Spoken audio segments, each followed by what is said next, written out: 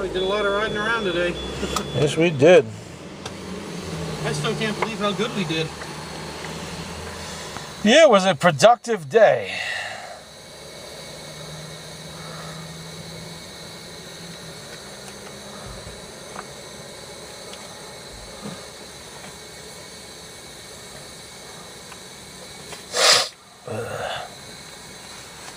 Ouch.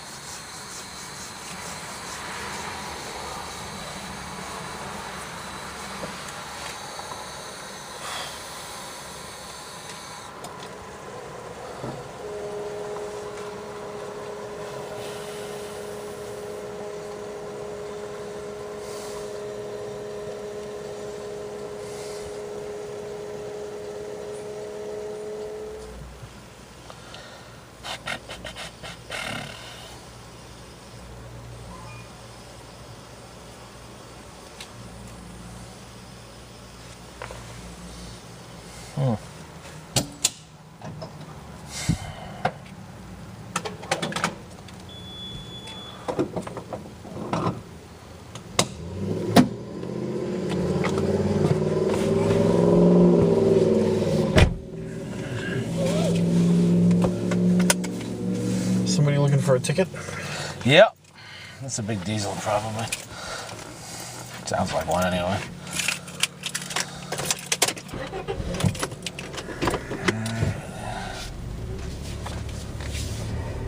Shouldn't they not be smoking that close to the pumps? Yeah, they shouldn't be, but they're fucking stupid. And one day we'll read about it in the paper when the fucking place just explodes.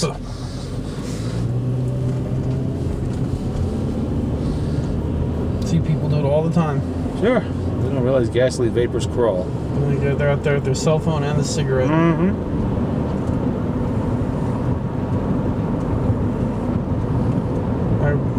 I read about something. You know, a guy was out there lighting a cigarette while pumping the gas, and there was an off-duty cop. He told him, and he finally knocked it out of his hand, and then he pressed him on the ground and arrested him.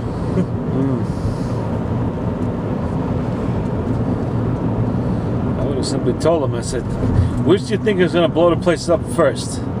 Your cigarette hitting the ground or the muzzle flash from the gunshot? What gunshot? Oh, from this.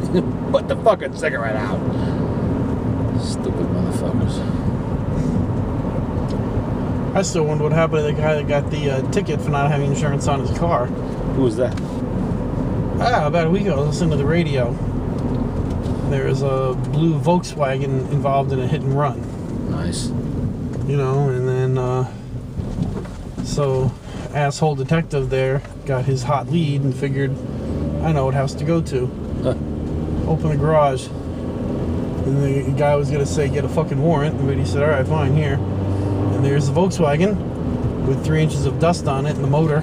Oh, that, yeah. You know, fucking, and the cop, he said the cop got angry because, you know, I guess he got the wrong fucking house, wrong car. Yeah. Try again. Yeah. And then he wrote him a ticket for not having it. Was registered. The wife kept up with the. She kept paying the registration on it every 2 years, but he didn't put insurance on it 6 months after the motor came out. Never got around to it. He took it out. Weekend project. And 6, 7, 8 years later, the thing's still sitting under a tarp. You know? Yeah, cop writes him a fucking ticket. And then they wonder why the citizens don't particularly like fucking cops. It's the ones like that who do stupid shit like that that make it hard for every fucking cop everywhere to do their job. And then apparently when the guy took him to court to sue him, apparently this guy had a record of being dragged into court because of he was like the asshole of the department. Yeah. They should have given the asshole a fucking blanket party a long fucking time before that, before he pissed off everybody. Because now they're out doing investigations or whatever, and they get less cooperation from people because they remember shit like that. They don't remember the guy in front of them who's just asking questions, needs help, whatever. They're gonna remember the asshole who gave them the ticket that really didn't have to be given, or was kind of trumped up or some bullshit like that, or just harassment of one type or another. They said to the letter of law, you have a car, it's not. He said, but it's not on the road. And then it's one thing, you have two different kinds of people that end up in law enforcement. Those who truly want to make a difference and help people, in a positive way, and then the fucking assholes who just like the fucking power of it. Like the know? the guy that pulled over, you know, the old guy, and the wife was having a heart attack in the back seat, and he's like, because I'm on my way to the hospital, she's having a stroke, and I don't care, license, registration, and then the cop detained him, and then she died. Yeah, well, remember that? That would be the end of that cop's freedom if it was up to me.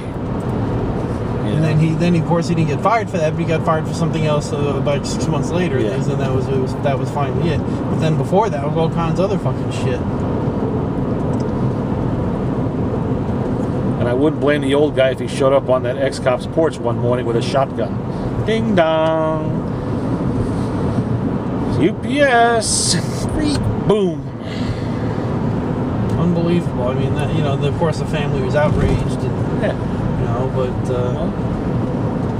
of course the police department had to protect them. And Well, that is what happens when you allow shitheads to put on the uniform. Look what happened after Katrina in New Orleans. Everybody God. knew the NPD had a problem, you know, and showed up in the storm. They were doing the loot themselves. then they got it all on video too. Yeah. Disgrace. An absolute fucking disgrace. Not that every big city police department doesn't have similar problems. The Chicago And it police, was uniform these cops New too York- that they were filming off-duty cops that were later verified to be in civilian clothes that were, you know, that were looting. I don't see any way that a big department, very political departments like you find in large cities, can remain, you know, clean. I just don't see how they can possibly do it. It's not possible. It's too much political patronage. It's too much, you know, The guy opportunity. took him to court and sued him for I think $5,000 or $10,000 yeah. for going in there and writing him a ticket. Yeah, well, good. I think he went in and sued for like $5,000 or $10,000. That's the last I heard of that. I never heard a follow up on it. Yeah. How about? Sorry, got the wrong. Obviously, got the wrong thing here. Sorry to have bothered you. Yeah. You know.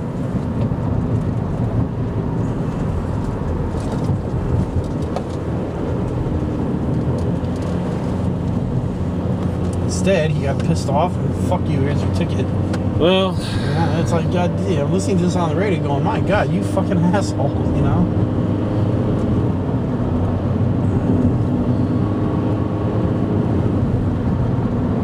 which is why I'm in favor of localized policing.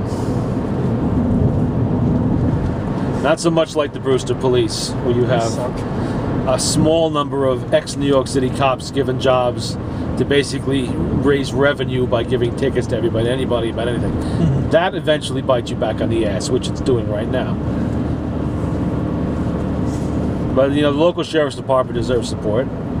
Yeah, you got a lot of kids in there that don't know a fucking thing. That is true. But they don't pay them that much, and there's a lot of turnover, so you do end up with a lot of inexperienced officers. Then you get ones like Deputy Quick that time, who came down. We had the little garbage incident when I caught that asshole throwing bags from a U-Haul truck into the trailer out front. Caught him red-handed, got all the information. Next day, that guy was down apologizing profusely, cleaning up the mess, everything.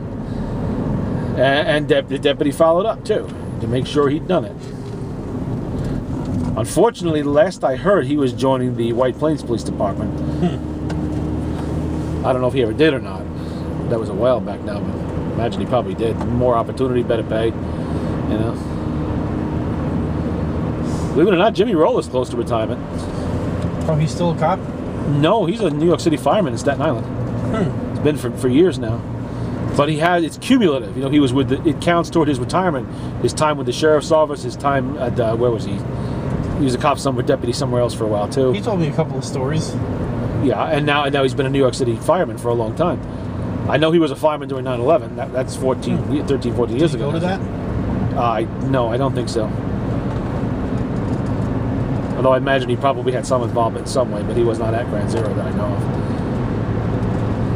He's been on Staten Island all this time. He's just kind of like a backwater down there, but now he's getting ready to retire. He wants to move to Florida, I think. Those kids are getting a little older now, and him and the wife want to take it easy. He's had his share of, you know, chasing fires. So. A lot of work. Oh yeah, he's not a young man anymore. You know,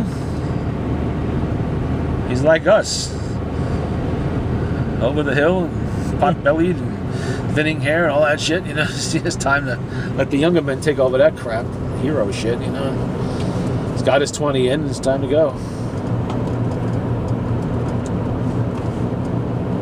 Listen to the AM radio, listen to all kind of good shit. I never get the follow-ups though on any of the shit I listen to. Yeah, well then maybe there isn't no follow-up, you know. Well, I was following up on the mailbox thing, and I never found out what happened with that. The family was outraged, of course. You know, they're going around playing mailbox baseball, and shit that they see on TV and video games and stuff, and they emulate it. The problem is the parents, not the kids. Yeah. The parents well, of course, don't supervise their children. That's what happens. The rest of us have to put up with that shit. Well, the one kid was brain dead because because you had the one kid in the front seat, you know, batter up, and then the guy in the and then when he went to go hit it, because you remember the story with the girder? Yeah. So the kid has no use of his hands or his right arm, and then the other kid got the baseball bat, and boom, and he was brain dead. So of course, the parents are outraged. Oh, I would take the baseball bat to the parents. I would beat them senseless till they couldn't even fucking move anymore. And I said, you raised this and inflicted on the rest of us. This is what you raised. This is the little darling you set loose in the world, you useless, worthless piece of fucking shit. You know, what about the driver and... Yeah. Over there, we got a parent who raises a kid who becomes a useful member of society, a doctor, you know, or an inventor, a scientist, somebody that will improve the fucking world. And over there, you have another parent who raises a fucking someone who's going to victimize society, one way or another. Then they were taking calls, and the one phone call was, "Well, I guess he won't be playing mailbox baseball no more." That's right. He won't. And then they had to hang up. Yeah. Good fucking riddance. I'd get rid of the fucking parents too.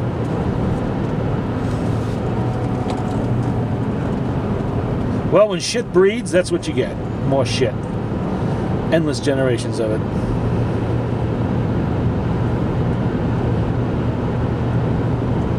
I like that thing in Singapore that time. Some American kid was over there fucking around. Oh, no. Oh, remember that? No, yeah. That was in the early 90s. Yeah, they caned his ass. That was 94. Raised all kinds of hell over here about it. Tell you what, it was a good fucking idea. They should do it more often. No, he went around with... spray paint. He was tagging. Glow in the dark spray paint, like that orange. It was orange, and he did a couple of cars. I've been to Singapore. That's the cleanest fucking city I've ever seen. Yeah.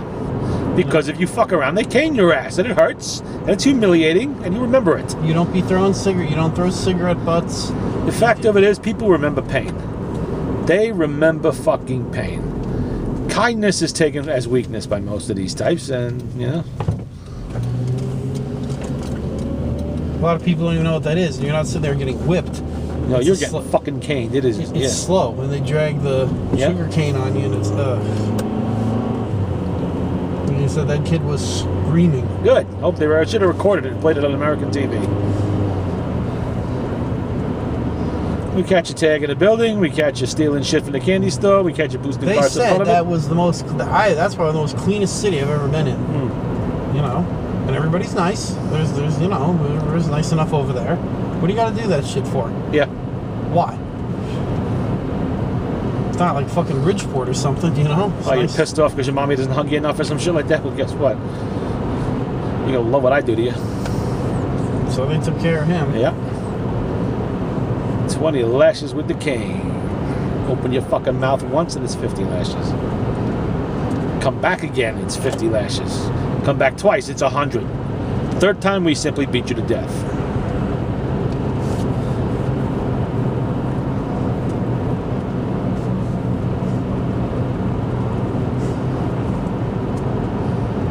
Might keep some of our prisons empty if we did that. Catch you in a DUI, we're gonna publicly cane your ass. Town Square. We heard all about that when it probably was about a year, maybe 9 months later. We got there, you know, and they said, okay, don't end up like this. And we all knew about it. Yeah. Don't be this guy. Yeah.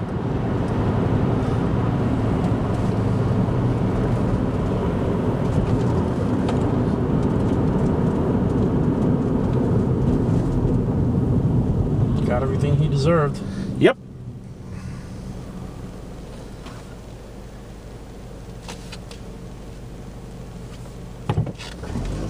that Billy Bob Thornton that used to do the Friday night movies, and he was on Married with Children. I'd rather be caned in Singapore, you know, because Kelly was the Verminator. She put Bud into the gas tank there. Yeah. I'd rather be caned in Singapore than go through that. That fucked up.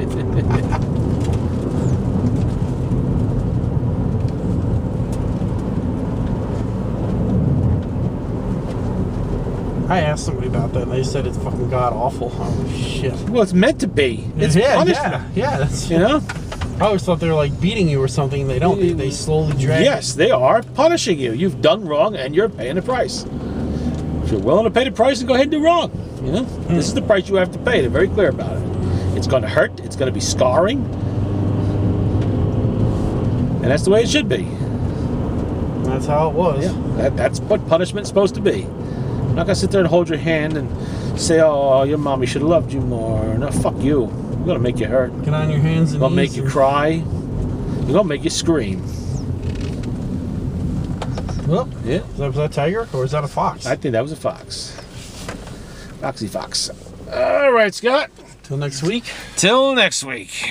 Whatever the next movie is. Let's see what we got.